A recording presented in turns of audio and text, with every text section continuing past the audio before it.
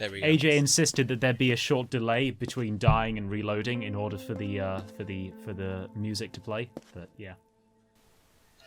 Which, yeah, by the if since these people, AJ is our music lead. Yes.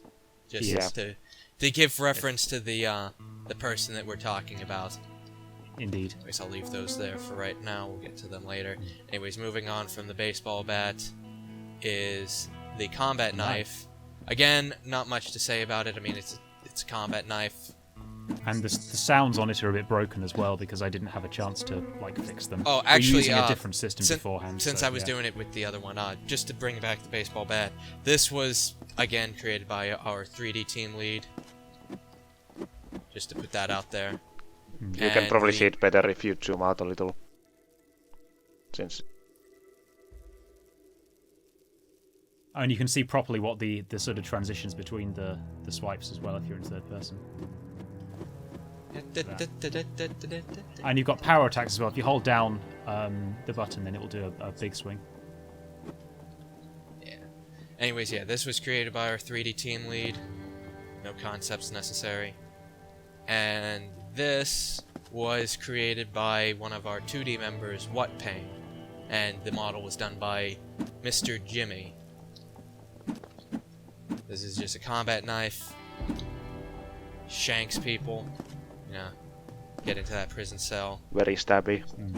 Yeah. Very stabby. This is probably our 3D team's pride and joy. It wasn't designed by him, yes. but it was definitely the model was created by him, and I know that he's been very happy with it. The actual design for it was created by Omega. That's his full name? Omega Ridley. I think it was. Omega Ridley. Yeah, some of you listeners might know him, since he's fairly popular in the MLB community as an artist. Quote, #HorseFamous. Ah, yes. Anyways, there you see the reload that everyone was very happy with. Yeah, and the fact that if you still have one in the cylinder, you don't actually put one in there and pull the handle back. Yeah, which actually, going on to a different topic, is like we said before, we mentioned that each weapon is designed to be used by the Pegasi, the Earth Ponies, and so on. Now, this is a battle saddle weapon, so it doesn't necessarily have to follow that rule, to any sort of, extent. Practical extent. Yeah. For battle saddle weapons, mostly they were designed to kind of look like they could, like you can see with the assault rifle here. It has a sort of thing for them to put their hoof behind, and if I go into first person there, you can kind of see that it doesn't have a stock, so you don't have any, have it getting in the way of the, like a Pegasi using it to fly, or having it in the way for a unicorn. But it also has a fairly large grip so that they can kind of hold on to it. But it's kind of difficult to show that since actually...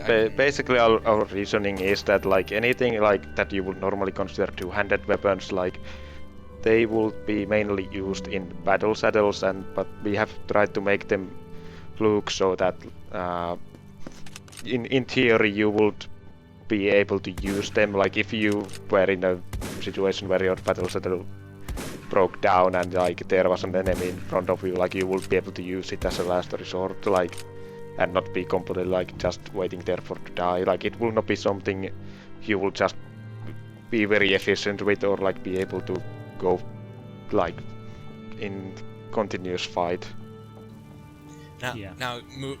Continue. Well, we do. One point is that Griffins do exist, and in fact, this hunting shotgun was designed. The idea is that this is a Griffin-designed weapon, hence the sort of the grip, the foregrip, which is designed to be used with talons, and so that's the sort of the other reasoning why they can also a pump. Okay. I don't know very much about guns. Anyway, that's the other thing, that the battle saddle weapons can generally be used with by taloned creatures as well, just standing up. So yeah. Which Yeah. Or that's why like the pump doesn't have the similar design to other like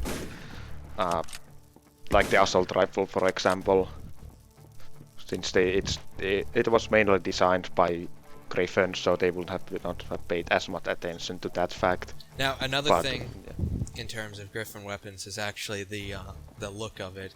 Is that, and at least in our eyes, the Griffins, who, as we see in the story, they are very focused on combat. You know, most of their, like, at least in terms of what we were told, back in the pre-war, one of the biggest occupations for them, or maybe it was the most honorable, I don't know, either way, was a mercenary, which meant that their culture mostly revolved around fighting.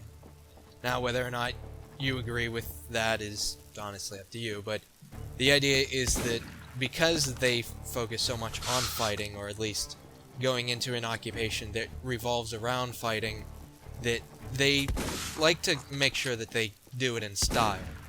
Now, obviously, this is a hunting shotgun, so it's not, you know, a military weapon or anything like that. But most of our Griffin weapons, we will be putting quite a bit of effort into trying to make look very stylized and, well, just generally very nice. Yeah, like engravings and whatnot. Yeah. Like their culture slightly fetishizes the weapons more than, say, the ponies or the zebras would, and their guns are going to markedly more sort of utilitarian in their styling. Yeah. Which, moving on to the next, is the kitchen knife. It's a kitchen knife. Which is it's literally the same as the combat knife at the moment, outside of the loop. Well, honestly, there really isn't any reason why it shouldn't be. But yeah, this was designed by our, well, he was a former member, Fire Warrior. He designed this up, he made the model. Yeah. Same animations as the combat knife. Yeah. So, The next is the lead pipe. This was both designed up and made by Mr. Jimmy. It's a pipe. It's made most likely of lead, I think. You can kind of see it smacking things. I think I need to move it a little bit more to the right on the screen. Yeah, there were like other weapons we should move as well, like the baseball bat. Yeah. So you can see them better. I think they should be things up. right on the edge of the screen in a 4:3 resolution aspect ratio, and then they'll look a bit more in play. They'll look about right in a 16:9. Well, it's good to know that even the that you can beat the enemies just like in Fallout with melee weapons. Yeah. Yeah. One thing that doesn't happen at the moment is that when they're killed, there's no force applied, but there will be a force applied in Wave 3. That's quite easy to do. So yeah. Anyways, moving on is Little Mac, which... Yes. And hopefully your game won't crash when you go aim in the scope, because that's the was that the number one bug reported, was that it crashes when you open the scope. That's due to a problem with certain cards and due to the rendering system that we're using. We may or may not be able to fix it. Either way, I'm going to be doing some sort of compatibility build for the public demo, which will have much simpler textures and much simpler lighting and stuff. But it should at least work on everyone's computers. Yeah, we will definitely like fix it by like sometime next year. But whether we are able to do it by Wave 3 is anyone's guess. Yeah. As you can see, it's it was designed to pretty much just be the 44, but a more stylized version. You can see the engravings, the actual engravings. Like again, it's just the 44, so the actual shape is just that from our 2D lead. But the engravings themselves were a combination of, it was Prism, right? It was Prism and Nemo that we were doing. I think it was them. Yeah. Like that's a combination of them two.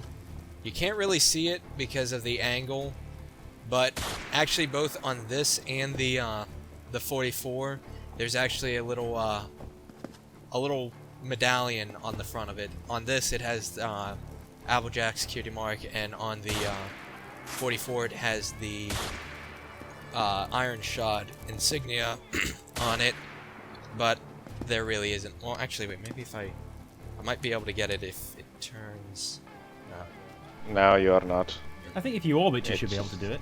Or does that not work? No, no, you it's just can't the because like the weapon moves with you. Oh yeah, it looks where the you direction orbit. that you're moving. So yeah. Anyways, yes, that's on there. So if you, Like, yeah, you are able to look at it if you have it like just laying on the ground. but you might notice that the At least. actual cylinder looks very different than the rest of the weapon.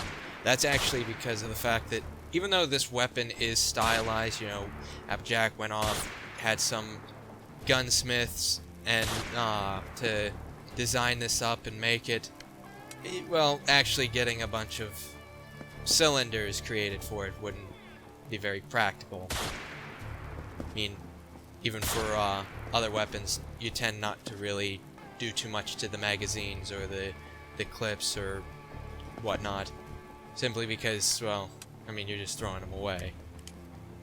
Not unless it's supposed to be an art piece, which, I mean, there are plenty of weapons that are like that, but yeah, it's just the normal cylinder. Anyways. Yeah, it's the same cylinder as in the regular 44 thing.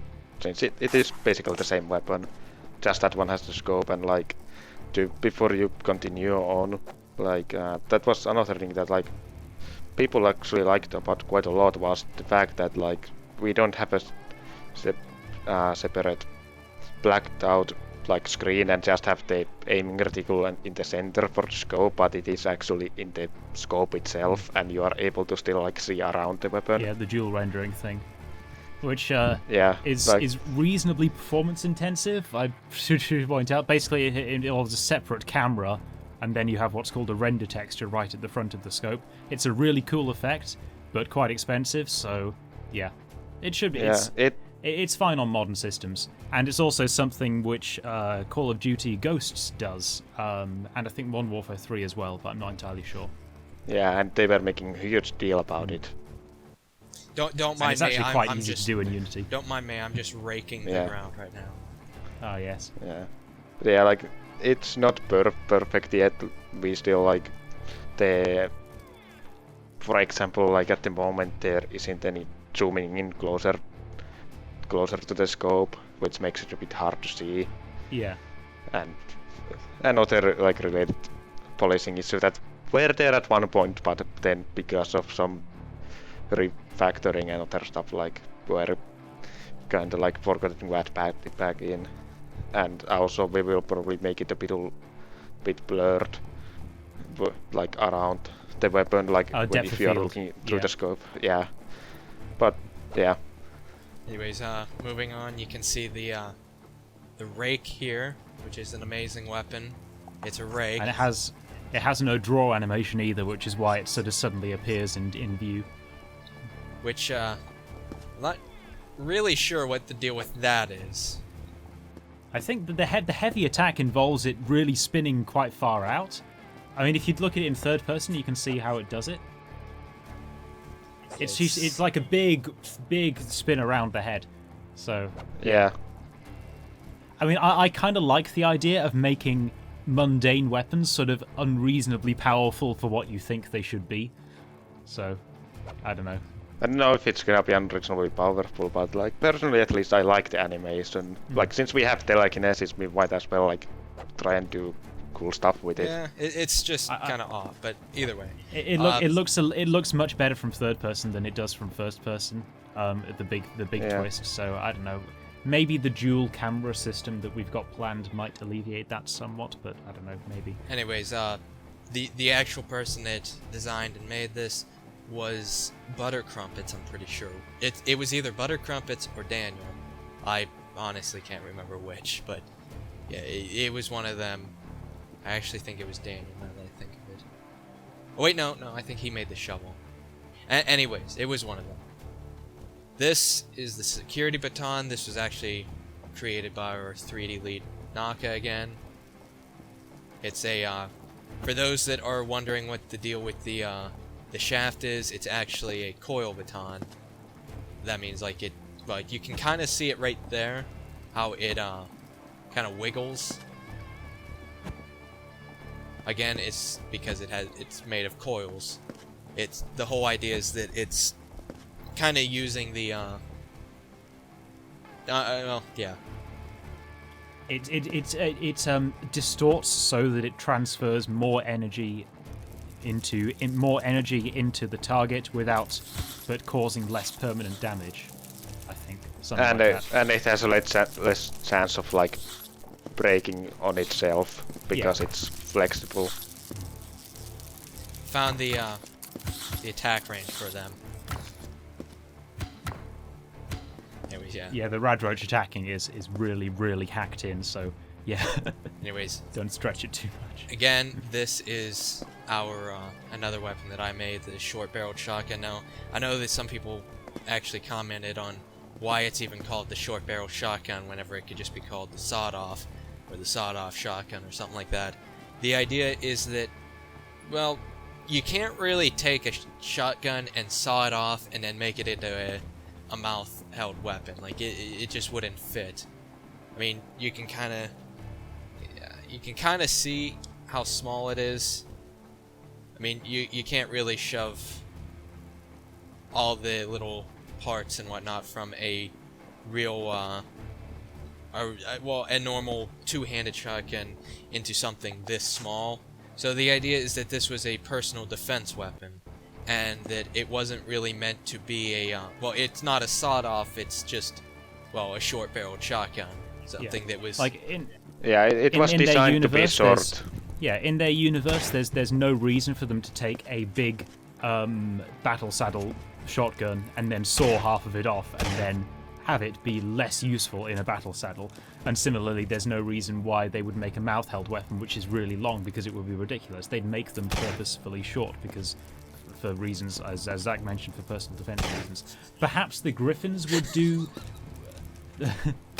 Perhaps the Griffins would do a sawed-off type deal, but Jesus, not the ponies probably. Contain yourself, Jack. It's not that funny. It's funny to me. Yeah. It's probably less funny to us thing. because we're the programmers, so yeah, we're well aware of this stuff. It's just like, don't look at that stuff. Like, we don't want people to see anything that isn't perfect. Which actually, another thing that you guys were commenting on was like the same with this shotgun. Like, I just fired one, you can still see the shell in there, and reloaded one shell. Like the one shell that you didn't fire is still there. You don't touch that, and you only reload the one in. And if you fire both of the shots, like, then you reload both of them. Which actually, that reminds me of one other detail of. And you can actually relate to that before you go on. Like, if you are in third person, like, and kinda in the first person, like, if you pay attention, like, you can see, like, if when it's opened, like, the fired shots are actually out. The casings are actually fly out. Yeah, and then you can see them on the ground, and then they fade out after a bit. But even whenever, like, you're in first person, you can still kind of see them. But one other thing is I just remembered is that it was mentioned that some of these weapons were kind of large, and this in like for example is very large, and the actual reason why is, quite frankly, we wanted most of our battle saddle weapons to be, well, quite large, because I mean, you got a horse holding a weapon that normally a human can hold in just his hands. So I mean, it's gonna be, well, we wanted to kind of up the scale a little bit. So in this case, this shotgun right here actually is a 10 gauge shotgun. Now, for those that don't understand the way that gauges work with shotguns, traditionally the smaller the gauge, the actual larger the bullet. Or, well, not the bullet, the shell and the actual shot. A 10 gauge is, for example, much larger than a 20 gauge or a 12 gauge. Now, similarly, the short-barreled shotgun, which is actually a mouth-held weapon, well, anyone really having like a mouth-held weapon, or even a handgun, because there are handguns that can fire shotgun shells, it's just unreasonable to have them as a 10 gauge. I mean, those are gonna be like neck breakers right there, or I guess in the case of our world, wrist breakers. I mean, I know there are people that can actually deal with the recoil from them, but they're still quite large and impractical. But yeah, so 10 gauge and 20 gauge. Yeah, because the number refers to the number of pellets in the shell, if I'm not mistaken. But there's the shell, but the smaller the number of pellets in the shell, but they're bigger. The pellets themselves are larger. So, yeah. That's the sum of my knowledge on firearms. Well, no, it says you can have different size pellets quite easily. Like you can have birdshot, okay. which is around the size of a normal BB gun pellet. Then buckshot. Which you shoot deer with, because it's buckshot, like shooting deers. That's right. Yes. Is it? Haha. Either way, it's I learned much a thing. larger. And then there's also slugs, which are pretty much the entire size of the shell itself, which is quite large. Anyways, Yeah, for those who are possibly worried, like Hamish is not in charge of our weapons, so don't worry about it. I'm only his in weapon charge of knowledge. making them work properly. I'm not in charge of making them look good or sort of balance well or doing the lore about them or anything. Yeah. anyways, next we have the shovel, which was designed and made by, I'm pretty sure it was Daniel, our 3D modeler.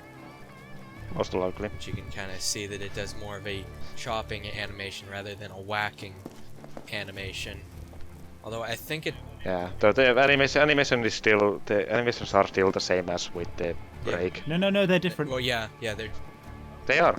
Yeah. Oh, I forgot about that. They were same at some point, I think. But... Anyways, that is actually all of our weapons. currently in place. Actually, no, that is not true. It's not in here for some reason. I guess Hamish is just...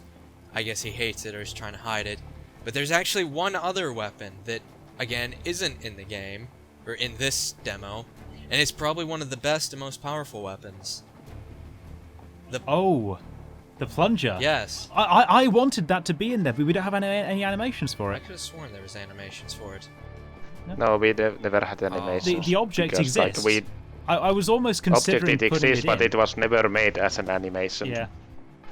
Or like as an, as a weapon. Like Yeah. Well, I mean, it was only clutter when it was Yeah. originally made, and like we never made animations for it. But yeah, anyways, yeah, we have a plunger. That's another weapon. We also have plenty of other weapons, and we actually, don't quote me on this, I mean, I'm sure you're gonna quote me on it anyways, but we may or may not have additional weapons in the Wave 3 demo, the public demo. So, be on the lookout for that. Again, I'm not completely sure about that. I will say that we did have a couple made since this demo has been released, and they were textured, and we have people animating them currently, which we'll definitely get on to, like, making sure that they animate the plunger, because I mean that's obviously the thing that everyone cares about. But yeah, more to come. Next, we will move on to the armors.